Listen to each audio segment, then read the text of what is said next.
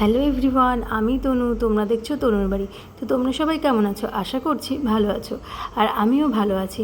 তো তনুর বাড়িতে আজকে কী হয়েছিল? না, তনুর বাড়ি না, তনু গেছিলো তনুর বড় ননদের বাড়িতে। সেখানে হয়েছিল চিংড়ি মাছের মালাইকারি। কে করেছিল? তনু নিজেই করেছিল। তনু মানে কে? আমি আবার কে? তো চলো দেখে নেওয়া যাক কীভাবে করেছিলাম। গলদা চিংড়ি মাছগুলোকে, অনেক বড় বড়ই ছিল, তো গলদা চিংড়ি মাছগুলোকে আগে ভালো করে বানিয়ে নিলাম। আঁশ ছাড়িয়ে সুন্দর করে নিয়ে ভালো করে ধুয়ে নুন হলুদ মাখিয়ে ঢেকে রাখলাম। এদিকে ওভেনের পরে কড়াইটা গরম করে নিলাম। গরম করে দিয়ে দিলাম সরিষার তেল গরম করে ওভেনটা কিন্তু আঁচটা আস্তে দিয়ে দিলাম। আমি আগেও বলেছি যে চিংড়ি মাছ যখন ভাজবে তখন কিন্তু আঁচটা বেশি দেওয়া যাবে না, তাহলে চিংড়ি মাছটা পুরো রাবারের মতো শক্ত হয়ে যাবে। আস্তে আস্তে হালকা করে ভাজতে হবে। দেখো আমি হালকা করে কোনো রকম একটু ভাজা হলেই তুলে নিয়েছি। এবার পরপর আমি সব মাছগুলোই এরকম করে ভেজে নিচ্ছি। সবগুলোই কিন্তু আস্তে দেওয়া আছে, আঁচ কিন্তু একদম কমানো। এপিট ওপিট করে নাড়িয়েই আমি নামিয়ে নেব।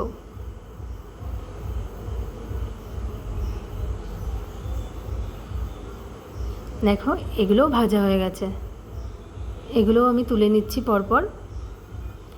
এই যে এগুলো কিন্তু ভালোই বড় ছিল, যেটা ক্যামেরায় বোঝা যাচ্ছে না।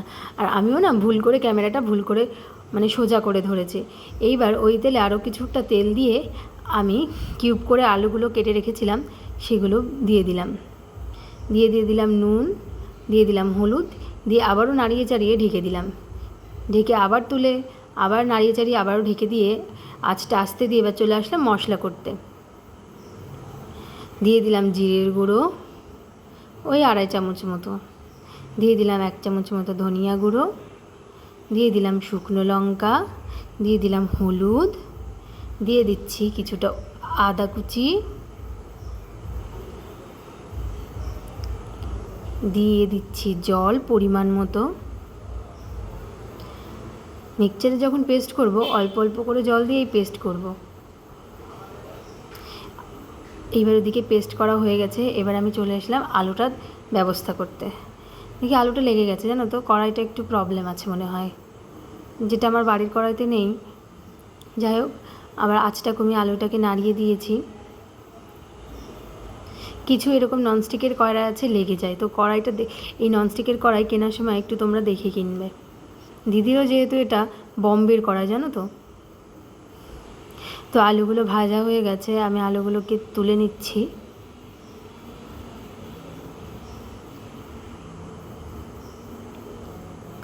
নিয়ে আরও কিছুটা তেল দিলাম,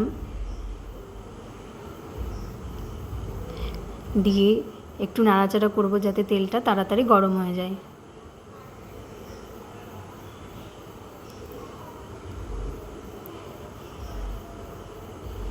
এবার ফোড়ন দেবো, দিয়ে দিচ্ছি তেজপাতা, দিয়ে দেব দুটো শুকনো লঙ্কা কুচি, মানে দুটো শুকনো লঙ্কা মাঝখান দিয়ে ভাগ করে দিয়ে দিলাম।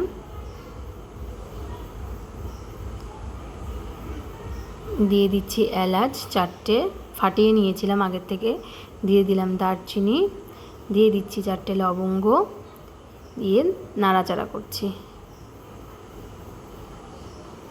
একটু নাড়াচাড়া করছি যাতে স্মেলটা বেরোতে থাকে। স্মেলটা বেরোনোর পরে আমি দিয়ে দিচ্ছি চিনি, এতে স্মেলটা আরও সুন্দর বেরোবে।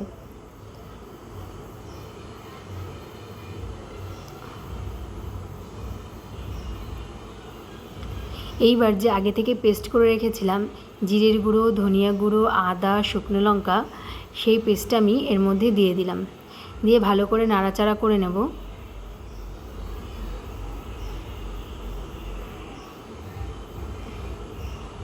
ভালো করে কষাতে হবে। তরকারি যত বেশি বা মশলা যত বেশি কষানো হবে তত বেশি টেস্ট হবে। দেখো তেল ছেড়ে এসেছে। মশলার পাত্রটা ধুয়ে আমি জলটা দিয়ে নাড়াচাড়া করলাম।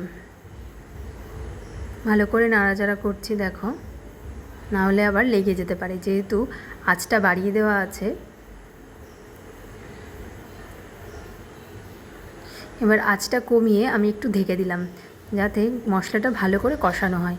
এবার এদিকে দেখো কাজু আগের থেকেই ভিজিয়ে রেখেছিলাম, সেটা আমি একটু জল দিয়ে পেস্ট করে নেব। কাজু কিন্তু আমি আগের থেকে দিইনি, এবার পেস্ট করা হয়ে গেলে আবার কিছুক্ষণ পরে আমি যখন ঢাকনাটা খুলে মশলাটা দেখব, দেখো কালারটাও সুন্দর হয়ে এসেছে, প্লাস তেলও ছেড়ে দিয়েছে। আবার আমি ভালো করে নাড়াচাড়া করছি। মশলাটা কিন্তু কষানো হয়ে গেছে।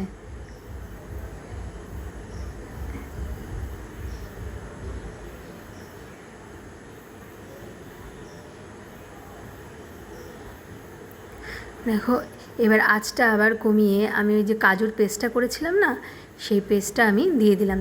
দিয়ে হালকা আছে, আঁচ কিন্তু বাড়ালে চলবে না, হালকা আছে পুরো মশলাটার সাথে কাজুটা আমি মিশিয়ে নেব। যেরকমটা দেখছো, দেখো কালারটা অন্যরকম হয়ে গেছে। এবার আমি ওই কাজু যে পাত্রে পেস্ট করলাম সেই ধোয়ে জলটা দিয়ে দিলাম, হালকা অল্প একটু ছিল জলটা অবশ্য। দেখো এটার থেকেও কিন্তু তেল বেরোচ্ছে।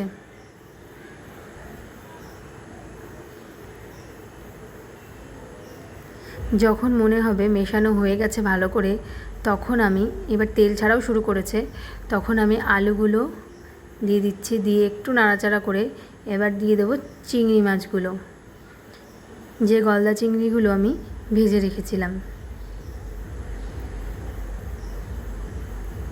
দিয়ে আবারও নাড়াচাড়া করে নেব।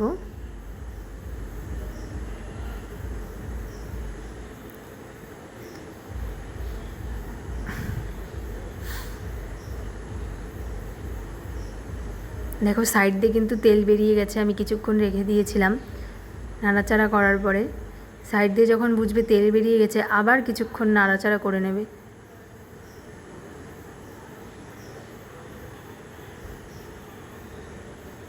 এবার আমি ঢেকে দিলাম।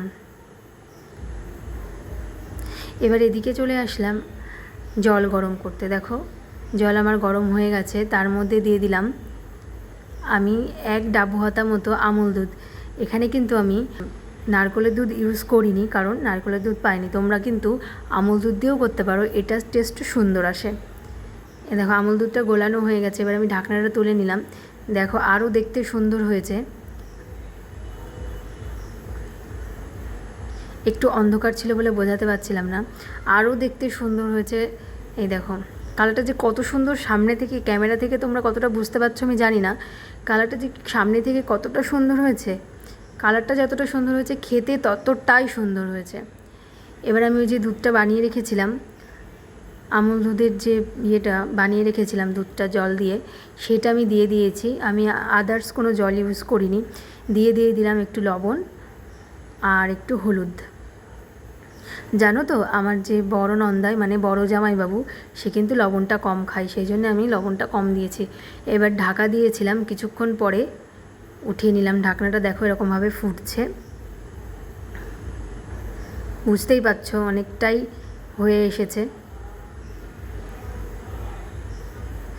এবার আমি দিয়ে দিলাম গরম মশলা গুঁড়ো, দিয়ে দিলাম ঘি, দিয়ে আমি আবারও ভালো করে একটু নাড়াচাড়া করছি, যেহেতু গরম মশলা আর ঘিটা যেন পুরো মানে মালাইকারিটার মধ্যে মিশে যায়। দিয়ে একটু ঢাকা দিয়ে দিলাম যাতে ফ্লেভারটা একদম মিশে যায়। তো আমার মালাইকারি রেডি। বিশ্বাস করো ভীষণ সুন্দর হয়েছিল। এটাও কিন্তু আমার শাশুড়ি মায়ের থেকেই শেখা। যখন নারকেল পাওয়া যাবে না তখন এভাবেই করতে উনি আমাকে শিখিয়েছেন। তো ভীষণ সুন্দর। আমার নন্দাই মানে বড় জামাইবাবু খেয়ে ভীষণ খুশি হয়েছে। তো তোমাদেরও যদি এই রেসিপিটি ভালো লাগে লাইক কমেন্ট শেয়ার করতে কিন্তু ভুলো না। আর আরও এরকম লোভনীয় রেসিপি পেতে আমার চ্যানেলটিকে সাবস্ক্রাইব করো। সবাই ভালো থেকো, সাবধানে থেকো। দেখা হচ্ছে নেক্সট কোনো রেসিপি নিয়ে, নেক্সট কোনো ভিডিওতে। টাটা।